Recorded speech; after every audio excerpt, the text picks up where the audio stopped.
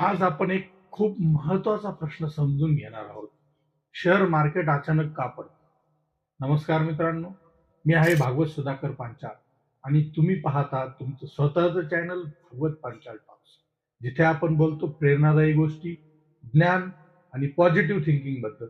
तसेच अशा महत्वाच्या विषयावर जे तुमच्या आयुष्यात फरक घडवू शकतात. अनेक लोकांना वाटतं की शेअर मार्केट अचानक कोसळतं.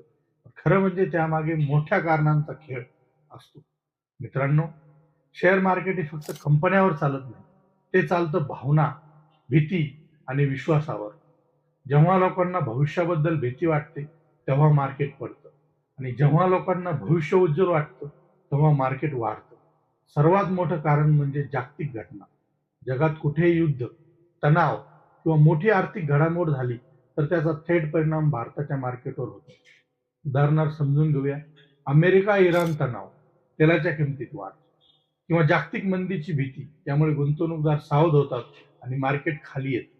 भारत हा तेल आयात करणारा देश असल्यामुळे कच्च्या तेलाच्या किमती वाढल्या की महागाई वाढते, कंपन्यांचा खर्च वाढतो आणि त्यामुळे शेअर्स खाली येतात.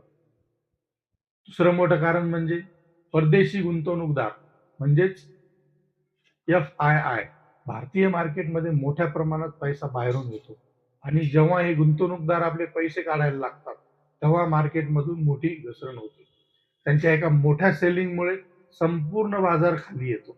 त्याचबरोबर बँकिंग आणि IT सारख्या मोठ्या सेक्टरमध्ये जर दबाव आला तर इंडेक्स थेट खाली येतो. कारण या सेक्टरचा मार्केटमध्ये मोठा वाटा असतो. आणखीन एक महत्वाचं कारण म्हणजे प्रॉफिट बुकिंग. जेव्हा मार्केट खूप वाढतं, तेव्हा मोठे गुंतवणूकदार नफा काढण्यासाठी शेअर्स विकतात आणि अचानक विक्री वाढवल्यामुळे मार्केट खाली येतं. हे पूर्णपणे नैसर्गिक आहे आणि प्रत्येक वाढीनंतर अशी घसरण होतच असते.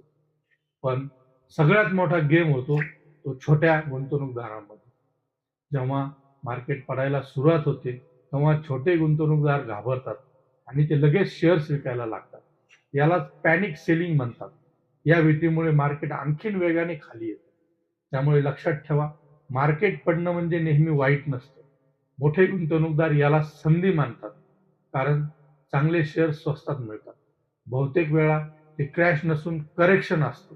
त्यामुळे जर तुम्ही घाबरून निर्णय घेतला तर तोटा होऊ शकतो. पण जर तुम्ही समजून आणि संयमाने गुंतवणूक केली तर याच घसरणीतून मोठा फायदा मिळू शकतो.